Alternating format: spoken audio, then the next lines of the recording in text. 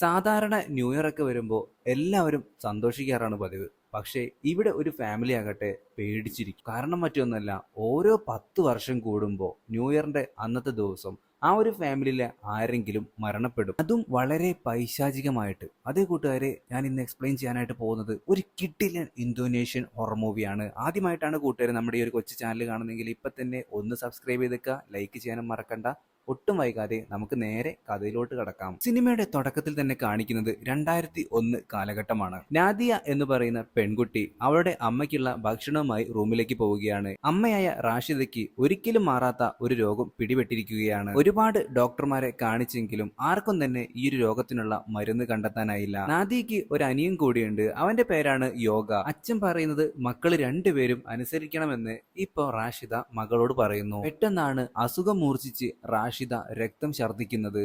അപ്പോഴേക്കും യോഗയും അതുപോലെ തന്നെ ഭർത്താവായിട്ടുള്ള സുയത്നോയും അങ്ങോട്ടേക്ക് ഓടി വരുന്നു. മരുന്ന് നൽകണ്ടേ എന്ന് മകനായിട്ടുള്ള യോഗ അച്ഛനോട് ചോദിക്കുമ്പോൾ വേണ്ട എന്ന് പറഞ്ഞ് പുള്ളിക്കാരൻ നേരെ ഓടിപ്പോകുന്നത് ഒരു റൂമിനകത്തേക്കാണ്. അച്ഛനെ അവൻ തടയാൻ നോക്കി. പക്ഷെ സുയത്നോ ആ റൂമിലേക്ക് പോയി അവിടെ നിന്നും പ്രാർത്ഥിക്കുകയാണ്, തന്റെ ഭാര്യയെ രക്ഷിക്കണമേ എന്നൊക്കെ പറഞ്ഞിട്ട്. അച്ഛൻ എന്തിനാണ് ഈ ഒരു സമയത്ത് അമ്മയ്ക്ക് മരുന്നൊന്നും നൽകാതെ ആ റൂമിനകത്ത് കഥകടച്ചിരുന്ന് പ്രാർത്ഥിക്കുന്നത്? ഇപ്പോൾ നാദിയ പറഞ്ഞു, അമ്മ പറഞ്ഞിരുന്നു അച്ഛൻ പറയുന്ന കാര്യങ്ങള് അതേപടി അനുസരിക്കാനായിട്ട്. നീ അച്ഛനെ എതിർത്ത് ഒന്നും പറയാൻ നിൽക്കരുത്. പെട്ടെന്നാണ് ഇവരുടെ രണ്ടുപേരുടെയും അമ്മയായിട്ടുള്ള റാഷിദ അടുക്കളയിലേക്ക് ഇവരെ വിളിക്കുന്നത്. ഇവരങ്ങോട്ടേക്ക് ചെന്ന് നോക്കിയപ്പോൾ ഞെട്ടിപ്പോയി. അമ്മയ്ക്ക് ഇപ്പൊ ഒരു കുഴപ്പവുമില്ല, എന്റെ പ്രാർത്ഥന ഫലിച്ചു എന്നാണ് ഇപ്പോൾ നമ്മുടെ സുയത്നോ പറയുന്നത്. അങ്ങനെ ഇപ്പോ കറിക്ക് വേണ്ടിയിട്ട് രണ്ടു മക്കളും കൂടി അടികൂടുകയാണ്. മുഴുവൻ കൊഞ്ചിന്റെ കറിയും നമ്മുടെ യോഗ എടുത്തിട്ടുണ്ടായിരുന്നു. നാദിയയ്ക്കും കൂടി കൊടുക്കാനായിട്ട് അച്ഛൻ പറഞ്ഞു. അവൻ അങ്ങനെ നാദിയയ്ക്കും അത് വിളമ്പി കൊടുക്കുന്നു. എല്ലാവരും വളരെ സന്തോഷത്തോടു കൂടിയിട്ട് ആഹാരം കഴിച്ചുകൊണ്ടിരിക്കുമ്പോഴാണ് റാഷിദ ഇരിക്കുന്നതിന്റെ പുറകിലായിട്ട് ഒരു കറുത്ത നിഴൽ വരുന്നത്. പെട്ടെന്ന് തന്നെ റാഷിദ അടുക്കളയിലേക്ക് പോയി. ടേബിളിൽ ഇരുന്ന വെള്ളം കഴിഞ്ഞു എന്ന് പറഞ്ഞിട്ട് ഇപ്പൊ വെള്ളം എടുക്കാനായി നമ്മുടെ നാദിയ അടുക്കളയിലേക്ക് പോയി നോക്കുമ്പോൾ അവളുടെ അമ്മ തിളപ്പിച്ച വെള്ളത്തിൽ തല മുക്കുന്നതാണ് അവൾക്ക് കാണാനായിട്ട് കഴിയുന്നത്. നാദിയ ഉറക്കെ നിലവിളിക്കാനായിട്ട് തുടങ്ങി. അങ്ങോട്ടേക്ക് സുയത്നോയും അതുപോലെ തന്നെ യോഗയും ചെയ്തു നോക്കുമ്പോൾ കണ്ട കാഴ്ച ഞെട്ടിക്കുന്നതായിരുന്നു. അവരങ്ങനെ റാഷിദയുമായി ഹോസ്പിറ്റലിലേക്ക് പോയി. പക്ഷെ രക്ഷിക്കാനായില്ല. ഇവരങ്ങനെ ഹോസ്പിറ്റലിലേക്ക് പോയപ്പോൾ തന്നെ വീണ്ടും അവരുടെ വീടിന് മുകളിലുള്ള ആ ഒരു കൺസ്ട്രക്ഷൻ സൈറ്റ് കാണിക്കുന്നു. അതിനുള്ളിലായിട്ട് ഒരു ഭീകര രൂപി തന്നെ നിൽക്കുന്നതായി നമുക്ക് കാണാം. റാഷിദയുടെ മരണശേഷം പിന്നീട് നമ്മുടെ സുയത്നോയ്ക്ക് വച്ചടി കയറ്റമായിരുന്നു. അവന്റെ സ്റ്റേഷനറി ഷോപ്പിലൊക്കെ ആളുകളുടെ തിരക്കോട് തിരക്കാണ്. അപ്പോഴാണ് പണിക്കാരൻ അങ്ങോട്ടേക്ക് വന്നിട്ട് സുയത്നോട് പറയുന്നത്, മുതലാളി ഇജാതി തിരക്കാണെന്നുണ്ടെങ്കിൽ നമുക്ക് ഉടനെ തന്നെ ഒരു 5-6 ബ്രാഞ്ചും കൂടി തുടങ്ങേണ്ടി വരും. കടയിലേക്ക് കയറിയ സുയത്നോ ആകട്ടെ അവിടുത്തെ കലണ്ടർ നോക്കുകയാണ്. 2002 ആയപ്പോഴാണ് അവന്റെ ഭാര്യ മരിച്ചിട്ടുണ്ടായിരുന്നത്. പിന്നീട് വീട് കാണിക്കുന്നു. വീട് മൊത്തം റിനോവേഷൻ വർക്കുകളൊക്കെ നടത്തിക്കൊണ്ടിരിക്കുകയാണ്. പഠിക്കുന്ന കാര്യത്തിൽ സംശയം ചോദിക്കാനായി നാദിയ ഇപ്പോ യോഗയുടെ അടുത്തേക്ക് ചെല്ലുകയാണ്. പക്ഷെ യോഗയാകട്ടെ അവിടെ പുതുതായി ഇട്ട ടൈല് മൊത്തം നോക്കുന്നു. അമ്മയുടെ രക്തം വീണ സ്ഥലത്തെ ടൈലുകൾ മാത്രമാണ് അച്ഛൻ മാറ്റിയിട്ടുള്ളത്. അതെന്താണ്? അച്ഛൻ നമ്മളറിയാതെ എന്തൊക്കെയോ കാര്യങ്ങൾ ചെയ്തു കൂട്ടുന്നുണ്ട്. അമ്മ മരിക്കാൻ കിടന്നപ്പോ പറഞ്ഞ കാര്യങ്ങൾ വീണ്ടും നാദിയ യോഗയെ ഓർമ്മിപ്പിച്ചു.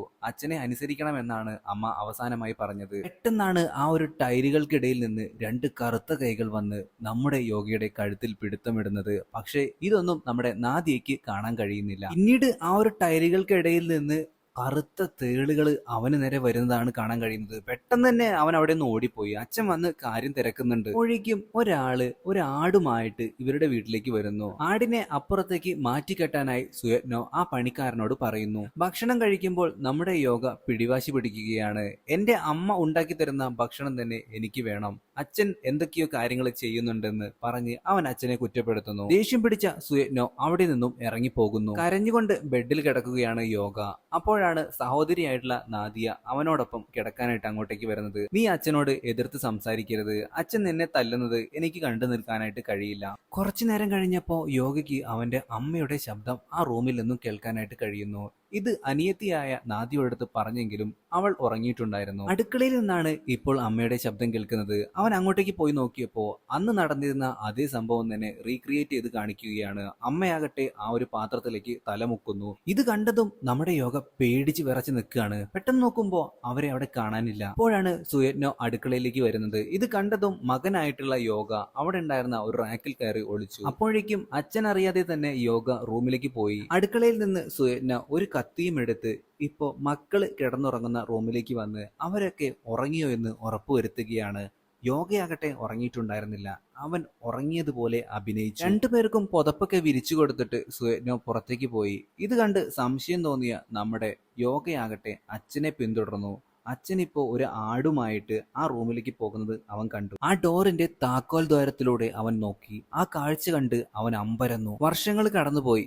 നാദിയയും യോഗയും വളർന്ന് വലുതായി. സുയത്നോ ആകട്ടെ ഇപ്പോ വലിയ ഒരു ബിസിനസ്മാൻ ആയിട്ട് വളർന്നിരിക്കുകയാണ്. മക്കള് കിടന്നുറങ്ങുമ്പോ പുള്ളിക്കാരൻ ആ ഒരു ആടിനെ കൊണ്ടുപോയി ബലി കൊടുക്കും. എന്നിട്ട് അതിന്റെ രക്തം കുടിക്കും. അതിനുശേഷം ആ ഒരു റിച്വലും മറ്റൊക്കെ നടത്തും. എന്നിട്ട് ആടിന്റെ ഇറച്ചി അയൽക്കാർക്കൊക്കെ ഫ്രീ ആയിട്ട് വിതരണം ചെയ്യും. അച്ഛന്റെ ഈ ഒരു കള്ളത്തരം ഞാൻ നിനക്ക് കാണിച്ചു തരാം എന്നാണ് ഇപ്പൊ യോഗ നമ്മുടെ നാദിയുടെ അടുത്ത് പറയുന്നത്. അന്ന് രാത്രി അങ്ങനെ എല്ലാവരും കിടന്നുറങ്ങിയപ്പോ പതിവ് പോലെ തന്നെ അച്ഛൻ, അതായത് സുയജ്ഞോ, ഇവരുടെ 2 റൂമുകളിലേക്കും വന്ന് നോക്കുന്നു ഇവർ ഉറങ്ങിയോ എന്ന്. അതിനുശേഷം പുള്ളിക്കാരൻ ആ ഒരു കത്തി എടുത്തിട്ട് നേരെ പോകുന്നത് ആ ഒരു റൂമിലേക്കാണ്. അങ്ങനെ അന്ന് രാത്രി നാദിയും യോഗയും കൂടി ചേർന്ന് അച്ഛനെ പിന്തുടർന്ന് ആ റൂമിലേക്ക് പോകുന്നു.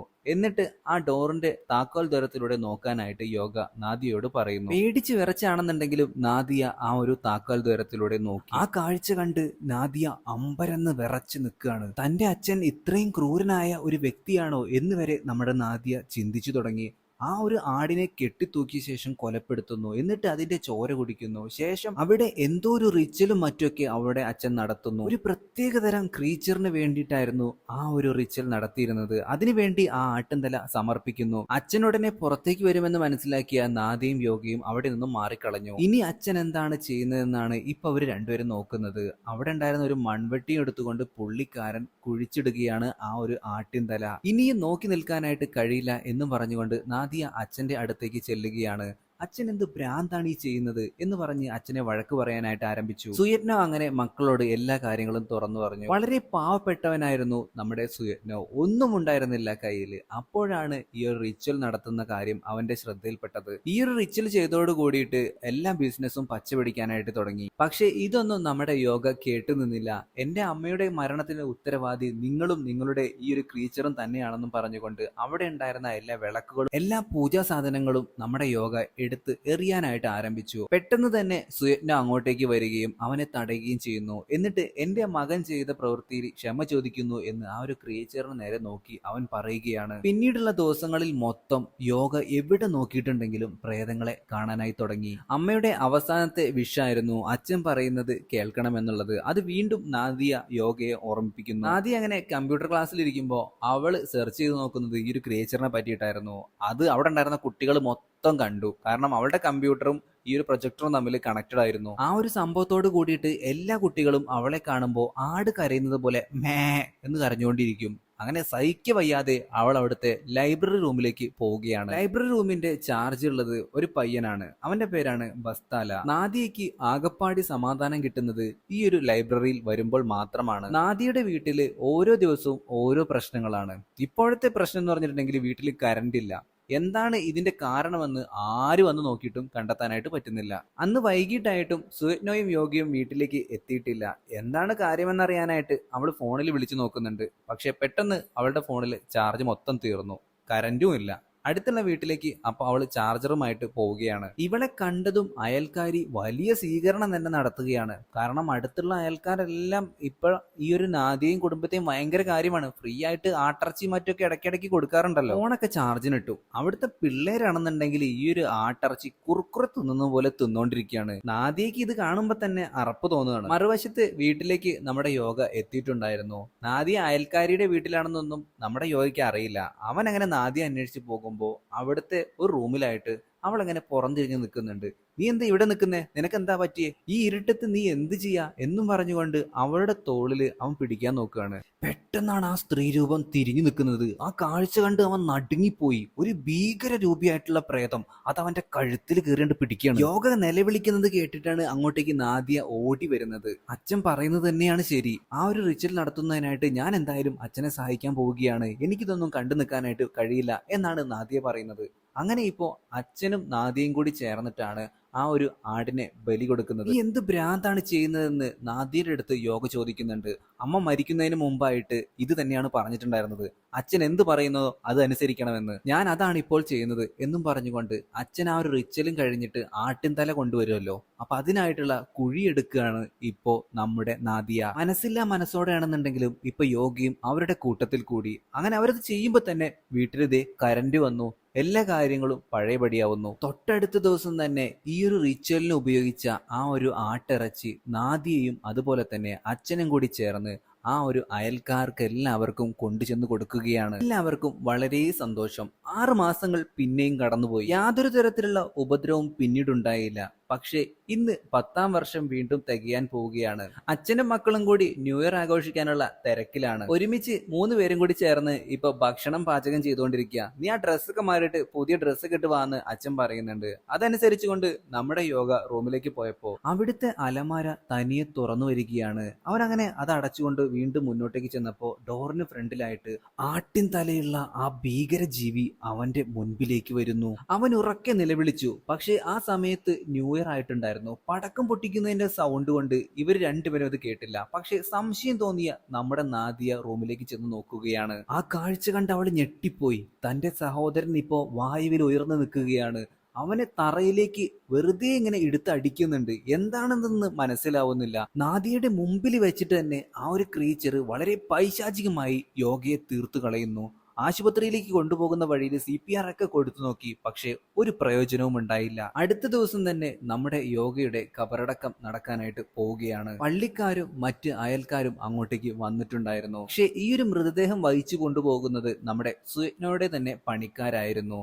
എന്നിട്ട് നാട്ടുകാരെ നോക്കി സുയജ്ഞോ അവരോട് നന്ദി പറയുന്നു. എല്ലാവരും വന്നതിൽ ഒരുപാട് സന്തോഷം. ഇത് ഞങ്ങൾ തന്നെ നോക്കിക്കൊള്ളാം. നിങ്ങൾ കുറച്ച് പ്രൈവസി ഞങ്ങൾക്ക് തരണം. അതോടുകൂടി നാട്ടുകാര് മറുത്തൊന്നും പറയാതെ അവിടെ നിന്നും പോകുന്നു. നാദിയോട് കഥകടച്ചു ഒപ്പം വരാനായി ഇപ്പോ സുയജ്ഞ പറയുന്നു. നാദിയ കഥകടയ്ക്കാനായിട്ട് നോക്കുമ്പോൾ അവളുടെ ഫ്രണ്ടിലായിട്ട് തന്നെ യോഗയുടേതുപോലുള്ള ഒരു പ്രേതം വന്ന് നിൽക്കുകയാണ്. അവള് മുകളിലേക്ക് നോക്കാതെ കണ്ണടച്ചുകൊണ്ട് ആ ഒരു വാതിലടച്ചു. പിന്നീട് നോക്കുമ്പോൾ ആ ഒരു പ്രേതത്തെ അവിടെ കാണാനുമില്ല. റാഷിദ മരിച്ചപ്പോൾ എങ്ങനെയാണോ അതുപോലെ തന്നെയാണ് ഇപ്പോഴും സംഭവിക്കുന്നത്. യോഗയുടെ മരണത്തോട് കൂടിയിട്ട് വീണ്ടും കടയിൽ തിരക്ക് കൂടുന്നു. ഒരുപാട് ബ്രാഞ്ചുകൾ തുടങ്ങാനായി നമ്മുടെ സുയജ്ഞ പരിപാടി ഇടുന്നു. പക്ഷേ അവന്റെ ഭാര്യയെയും മകനെയും ഇപ്പോൾ നഷ്ടമായിരിക്കുന്നു. പോരാത്തതിന് ഇപ്പോ നമ്മുടെ നാദിക്കാണെന്നുണ്ടെങ്കിൽ പല സ്ഥലങ്ങളിലും പ്രേതങ്ങളെ കാണാനായിട്ട് കഴിയുന്നു. അവളുടെ സ്കൂളിലുള്ളവരെല്ലാവരും വിചാരിക്കുന്നത് അവൾക്ക് പ്രാന്താണെന്നാണ്. എന്തെങ്കിലും പ്രശ്നങ്ങൾ ഉണ്ടാകുമ്പോൾ അവൾ നേരെ ഓടിപ്പോകുന്നത് ലൈബ്രറിയിലേക്കാണ്. അവളെ ഹെൽപ്പ് ചെയ്യാനായിട്ട് ബസ്താലയും അവളുടെ കൂടെ തന്നെ ഉണ്ടാകും. എന്താണ് കാര്യമെന്ന് പലതവണ അവൻ ചോദിച്ചിട്ടുണ്ടെങ്കിലും അവൾ തുറന്നു പറയുമായിരുന്നില്ല. നിനക്കുള്ള പ്രശ്നങ്ങളൊക്കെ നീ ഒരു ബുക്കിൽ എഴുതി വെക്ക്, അങ്ങനെയെങ്കിലും നിനക്ക് കുറച്ച് സമാധാനം കിട്ടും എന്നാണ് ബസ്താല പറയുന്നത്. ക്ലാസ് ഒക്കെ കഴിഞ്ഞ് അങ്ങനെ നമ്മുടെ നാദിയ വീട്ടിലേക്ക് പോയി. അവൾ അങ്ങനെ ബസ്താല പറഞ്ഞതുപോലെ തന്നെ ഈ കാര്യങ്ങളൊക്കെ ഒരു ബുക്കിൽ എഴുതി വെക്കാനായി തുടങ്ങി. പെട്ടെന്നാണ് ആ ഒരു റൂമിനകത്തുനിന്ന് ഒരു സൗണ്ട് കേൾക്കുന്നത്. അവൾ പതിയെ അങ്ങോട്ടേക്ക് പോയി നോക്കി. എന്നിട്ട് ആ ഒരു റൂമിന്റെ വാതിൽ തുറന്നു നോക്കിയപ്പോൾ ആ ഒരു ആട്ടിൻ തലയുള്ള ക്രീച്ചറിനെ അവൾ കാണുകയാണ്. ഒപ്പം മരിച്ചുപോയ തന്റെ സഹോദരന്റെ മൃതദേഹം ഈ ഒരു ക്രീച്ചേഴ്സ് കഴിച്ചുകൊണ്ടിരിക്കുന്നു. ഈ കണ്ട സ്വപ്നത്തെ പറ്റി അവൾ അച്ഛനോട് പറഞ്ഞു. അത് കേട്ട ഉടനെ തന്നെ സുയജ്ഞോ തന്റെ മകളെയും കൊണ്ട് അവിടെ നിന്നും പോകുകയാണ്. മാത്രമല്ല ഈ ഒരു ജീവിയെ കണ്ടതിനെ തുടർന്ന് തന്നെ നമ്മുടെ നാദിയുടെ കൈകളിൽ പരിക്ക് പറ്റിയിട്ടുണ്ടായിരുന്നു. ഇവരങ്ങനെ നാടുകൾ തേടി അലയാൻ തുടങ്ങി. പല സ്ഥലങ്ങളിലും പോയി പല മന്ത്രവാദികളെയും പല ആചാര്യന്മാരെയും കണ്ടു. പക്ഷെ ആർക്കും തന്നെ ഈ ഒരു ശാപത്തിൽ നിന്നും ഇവരെ മോചിപ്പിക്കാനുള്ള കഴിവുണ്ടായിരുന്നില്ല. ഇവരുടെ കാറ് എവിടെ പോയിട്ടുണ്ടെങ്കിലും ഒരു സ്ത്രീയെ പൊതുവായി നമ്മുടെ നാദിയ കാണാനായി തുടങ്ങി. അത് അച്ഛനോടും പറഞ്ഞു. പെട്ടെന്ന് ആ ഒരു സ്ത്രീ ഇവരുടെ കാറിന് മുൻപിൽ ചാടുകയാണ്. ഇത് നാദിയയ്ക്ക് മാത്രമാണ് കാണാൻ കഴിയുന്നത്. അവൾ പെട്ടെന്ന് തന്നെ ആ ഒരു സ്റ്റിയറിംഗ് വെട്ടിച്ചു. അതോടുകൂടി ഇവരുടെ കാറ് ഒരു സ്ഥലത്ത് നിന്ന് ഇടിച്ചു നിൽക്കുകയാണ്. ഇവളുടെ അടുത്താണെന്നുണ്ടെങ്കിൽ ആ ഒരു പ്രേത സ്ത്രീ തന്നെ ഉണ്ടായിരുന്നു. അവൾ അങ്ങനെ ആ കാറിൽ നിന്ന് ഇറങ്ങി ഓടുകയാണ്. നാദിയുടെ അച്ഛനായിട്ടുള്ള സുയജ്ഞയ്ക്ക് ഇപ്പോഴും ബോധം വന്നിട്ടില്ല. ഇവളാണെന്നുണ്ടെങ്കിൽ ആ പറമ്പിലൂടെയൊക്കെ അങ്ങോട്ടും ഇങ്ങോട്ടും ഓടുമ്പോൾ പല തരത്തിലുള്ള പ്രേതങ്ങളെയും കാണാനായിട്ട് കഴിയുന്നു. അപ്പോഴേക്കും സുയജ്ഞയ്ക്ക് ബോധം വന്നിട്ടുണ്ടായിരുന്നു. പ്രേതങ്ങളെ കണ്ട് പേടിച്ചോടിയ നാദിയ അവിടെ വീഴുകയാണ്. വീഴുകയല്ല, വീഴ്ത്തി എന്ന് വേണമെങ്കിൽ പറയാം. അവളുടെ നേർക്ക് സൂംബികളെ പോലെ പലതരത്തിലുള്ള പ്രേതങ്ങളും വരുന്നു. പിന്നീട് അവൾ കണ്ണു തുറന്നു നോക്കുമ്പോൾ ഒരു കുടിലായിരുന്നു അവൾ. സുയജ്ഞ ആദ്യമായിട്ട് ഈ ഒരു റിച്വൽ നടത്തിയത് ഈ ഒരു ഷാമാൻ പറഞ്ഞതനുസരിച്ചാണ്. പക്ഷേ ഈ ഒരു ഷാമാന്റെ അറിവില്ലാതെയാണ് പിന്നീട് വീണ്ടും വീണ്ടും പണക്കാരനാവണം എന്ന ആർത്തിയോടുകൂടി വീണ്ടും വീണ്ടും ഈ ഒരു ഷാമാന്റെ അറിവില്ലാതെയാണ് സുയറ്റ്നോ ആ ഒരു റിച്വല് നടത്തി വന്നത്. ഒരു ക്രിയേച്ചറും നീയും തമ്മിലുള്ള വെറും മീഡിയേറ്റർ മാത്രമായിരുന്നു ഞാൻ എന്നും പറഞ്ഞ് ഈ ഒരു ഷാമാനും ഇപ്പോ ഇവരെ കൈയൊഴിഞ്ഞിരിക്കുകയാണ്. സുയറ്റ്നോ അങ്ങനെ മകളോട് മാപ്പ് പറയുകയാണ്. എല്ലാം എന്റെ തെറ്റ് കാരണമാണ് സംഭവിച്ചത്. അങ്ങനെ അച്ഛനും മകളും കൂടി ചേർന്ന് വീണ്ടും വീട്ടിലേക്ക് പോയി. എന്നിട്ട് അവരുടെ വീടും എല്ലാ സ്വത്തുക്കളും കടയടക്കം വിറ്റിട്ട് അതിൽ നിന്ന് കിട്ടിയ ഒരു മുഖ്യ വിഹിതവും അനാഥ കുട്ടികൾക്ക് നൽകുകയും അതിനുശേഷം വളരെ കുറച്ച് തുക ഉപയോഗിച്ച് ഇവരങ്ങനെ നാട് നീളെ സഞ്ചരിച്ചുകൊണ്ടിരിക്കുകയാണ് ഈ ഒരു ശാപം എങ്ങനെയെങ്കിലും മാറ്റാൻ വേണ്ടിയിട്ട്. പക്ഷെ ആർക്കും ഇതിന്റെ ഒരു പ്രതിവിധിയും അറിയില്ല. അവസാനമായിട്ട് ഇപ്പോ അവര് ആ ഒരു വീട്ടിൽ വീണ്ടും തങ്ങുകയാണ്. അന്ന് രാത്രി നമ്മുടെ നാദിയുടെ മേത്ത് ഏതോ ഒരു പ്രേതം കയറുന്നുണ്ട്. അവൾ അങ്ങനെ അച്ഛന്റെ കൊങ്ങയ്ക്ക് വരെ കയറി പിടിക്കുന്നു. പിന്നീട് അവളുടെ ബോധം നഷ്ടമാകുന്നു. അതിനുശേഷം മകളെ നഷ്ടപ്പെടുത്താൻ ഇനിയും നമ്മുടെ സുയറ്റ്നോ ഒരുക്കമായിരുന്നില്ല. അങ്ങനെ രായ്ക്ക് രാമാനം അവർ ആ കാറും എടുത്തുകൊണ്ട് അവിടെ നിന്നും ഇറങ്ങുന്നു. പിന്നീട് പല നാടുകളിലും പല ആചാര്യന്മാരെയും പുരോഹിതന്മാരെയും എല്ലാം കണ്ട് കാര്യങ്ങൾ പറഞ്ഞു. പക്ഷെ ആർക്കും തന്നെ ഈ ഒരു ശാപത്തിൽ നിന്ന് ഇവരെ രക്ഷപ്പെടുത്താനായിട്ട് കഴിഞ്ഞില്ല. വർഷങ്ങൾ കടന്നുപോയി, അതുപോലും ഇവരറിയുന്നുണ്ടായിരുന്നില്ല. പല സ്ഥലങ്ങളിലായിട്ട് പല വീടുകളിലായിട്ട് ഇവർ ജീവിച്ചു. വീണ്ടും 10 വർഷം തികയാനായിട്ട് പോവുകയാണ്. അതായത് അടുത്ത എര എന്ന് പറയുന്നത് നമ്മുടെ നാദിയ ആണ്. നാദിയെ എങ്ങനെയെങ്കിലും രക്ഷപ്പെടുത്തണം, അത് മാത്രമാണ് ഇപ്പോൾ നമ്മുടെ സുയറ്റ്നോയുടെ ചിന്ത. രണ്ടുപേരും ഇപ്പോൾ ഒരു മന്ത്രവാദിനിയുടെ വീട്ടിലേക്ക് എത്തിയിരിക്കുകയാണ്. അവർക്ക് കണ്ണ് കാണാനായിട്ട് കഴിയില്ല എന്നാണ് ആദ്യം വിചാരിച്ചത്. അവിടുത്തെ ഒരു പെൺകുട്ടിയാണ് അങ്ങോട്ടേക്കുള്ള വഴി ഇവർക്ക് പറഞ്ഞു കൊടുത്തത്. പോയി നോക്കുമ്പോൾ ആ ഒരു സ്ത്രീയുടെ കണ്ണാണെന്നുണ്ടെങ്കിൽ വെളുത്ത നിറമായിരുന്നു. പണ്ട് ആ ഒരു ബെൻസ് കാറിൽ ഇവർ വേറൊരു വഴി പോകുമ്പോൾ ഈ ഒരു സ്ത്രീ തന്നെയായിരുന്നു നമ്മുടെ നാദിയ കണ്ടിട്ടുണ്ടായിരുന്നത്. പക്ഷെ അവർക്കും ഈ ഒരു ശാപത്തിൽ നിന്ന് ഇവരെ മോചിപ്പിക്കാൻ കഴിയില്ല എന്നാണ് പറയുന്നത്. അങ്ങനെ അവസാനം നമ്മുടെ നാദിയ അച്ഛനോട് പറയുകയാണ്, അച്ഛാ എനിക്ക് വയ്യ, നമ്മൾ എത്രയെന്ന് വെച്ചാ ഇങ്ങനെ ഓടുക, നമുക്ക് നമ്മുടെ പഴയ വീട്ടിലേക്ക് തന്നെ തിരിച്ചു പോവാം, എന്താണെന്ന് വെച്ചാൽ സംഭവിക്കട്ടെ. അങ്ങനെ മനസ്സില്ലാ മനസ്സോട് കൂടിയിട്ട് ഇവർ ആ ഒരു പഴയ വീട്ടിലേക്ക് തന്നെ പോവുകയാണ്. അത് സെയിൽ ചെയ്യാനായിട്ട് ബോർഡൊക്കെ തൂക്കിയിട്ടുണ്ടായിരുന്നെങ്കിലും ആരും തന്നെ വാങ്ങിയിട്ടുണ്ടായിരുന്നില്ല. ഇവളുടെ ജീവിതത്തിൽ നടന്ന എല്ലാ പ്രധാന കാര്യങ്ങളും അടങ്ങുന്ന ആ ഒരു ഡയറി ബസ്താലയെ കണ്ട് അവനെ ഏൽപ്പിക്കുകയാണ് നാദിയ. എനിക്കും അച്ഛനും എന്തെങ്കിലും സംഭവിക്കുകയാണെന്നുണ്ടെങ്കിൽ ഞങ്ങൾക്ക് വേണ്ടി പ്രാർത്ഥിക്കണം എന്ന് മാത്രമാണ് നാദിയ അവനോട് പറയുന്നത്. അന്ന് രാത്രി, അതായത് ന്യൂ ഇയർ പിറക്കാനായിട്ട് ഇനി ഏകദേശം 5 മിനിറ്റ് മാത്രം, അച്ഛൻ എൻ്റെ അടുത്തിരിക്കേണ്ട, എനിക്ക് എന്താണ് സംഭവിക്കാൻ പോകുന്നതെന്ന് അച്ഛൻ കാണണ്ട എന്ന് പറഞ്ഞുകൊണ്ട് അച്ഛനോട് പുറത്തേക്ക് പോകാൻ പറയുന്നു. കറക്റ്റ് 12 മണിയായപ്പോൾ തന്നെ ആ ഒരു ആട്ടിൻ തലയുള്ള ക്രീച്ചർ വന്നിട്ട് നമ്മുടെ നാദിയെ കൊണ്ട് തന്നെ അവളുടെ ശരീരം മുഴുവൻ ആ ഒരു സ്കിന്ന് മൊത്തം വലിച്ചു കീറുന്ന രീതിയിൽ അവളെ കൊണ്ട് തന്നെ ചെയ്യിക്കുന്നു. വളരെ പൈശാചികമായിട്ട് അവൾ മരണപ്പെടുന്നു. റൂമിന് പുറത്തായിട്ട് ഇതൊന്നും കാണാൻ വയ്യാതെ നമ്മുടെ സുയറ്റ്നോയും ഉണ്ടായിരുന്നു. ഭ്രാന്ത് പിടിച്ച അവസ്ഥയിലായിരുന്നു സുയറ്റ്നോ. അപ്പോഴേക്കും ബസ്താല ആ ഒരു ഡയറി വായിച്ചിട്ടുണ്ടായിരുന്നു. അവൻ അവരുടെ കല്ലറയിലേക്ക് പോയിട്ട് പ്രാർത്ഥിക്കുന്നു. ശേഷം അവരുടെ പഴയ വീടാണ് കാണിക്കുന്നത്. തന്റെ പഴയ ഫാമിലി ഫോട്ടോ നോക്കി കരഞ്ഞുകൊണ്ടിരിക്കുകയാണ് സുയറ്റ്നോ. എല്ലാത്തിനും കാരണക്കാരൻ ഞാനാണ്. പെട്ടെന്നാണ് അവൻ ആ ഒരു റിച്വലും മറ്റും നടത്തുന്ന മുറിയിൽ നിന്നും ഒരു ശബ്ദം കേൾക്കുന്നത്. ഉടനെ തന്നെ സുയറ്റ്നോ അങ്ങോട്ടേക്ക് പോയി നോക്കുകയാണ്. വാതിൽ തുറന്നു നോക്കിയപ്പോൾ അവൻ ഞെട്ടിപ്പോയി. അവന്റെ ഭാര്യ, 2 മക്കൾ, പക്ഷേ അവർക്ക് 3 പേർക്കും ആട്ടിൻ തലയാണ് ഉണ്ടായിരുന്നത്. മുറിക്കകത്തേക്ക് സുയറ്റ്നോ കടന്നു ചെല്ലുന്നു. ഈ ഒരു സീനും കാണിച്ചുകൊണ്ടാണ് നമ്മുടെ ഇന്നത്തെ സിനിമ അവസാനിക്കുന്നത്. പണത്തിനോടുള്ള ആർത്തി ഒരു കുടുംബത്തെ തന്നെ ഇല്ലാതാക്കി കളഞ്ഞു. എങ്ങനെയുണ്ടായിരുന്നു കൂട്ടുകാരെ ഇന്നത്തെ സിനിമ? നിങ്ങൾക്ക് ഈ ഒരു കൂടോത്രത്തിലൊക്കെ വിശ്വാസമുണ്ടോ? കമന്റ് ചെയ്യാൻ മറക്കല്ലേ. നിങ്ങൾക്ക് എന്തെങ്കിലും അനുഭവ കാര്യങ്ങളൊക്കെ ജീവിതത്തിൽ ഉണ്ടായിട്ടുണ്ടോ? അതും കമന്റ് ആയിട്ട് രേഖപ്പെടുത്താൻ മറക്കരുത്. അപ്പോൾ ഇന്നത്തെ വീഡിയോ ഇഷ്ടപ്പെട്ടെങ്കിൽ, പ്രത്യേകിച്ച് ആദ്യമായിട്ടാണ് കൂട്ടുകാർ നമ്മുടെ ഈ ഒരു കൊച്ചു ചാനൽ കാണുന്നെങ്കിൽ ഇപ്പം തന്നെ ഒന്ന് സബ്സ്ക്രൈബ് ചെയ്യാനും ലൈക്ക് ചെയ്യാനും മറക്കണ്ട. ഏറ്റവും പുതിയ സിനിമകളുമായിട്ട് നമുക്ക് വീണ്ടും കാണാം. അതുവരെ എല്ലാവരും നല്ല ഹാപ്പി ആയിട്ടിരിക്കുക. Tata, bye bye.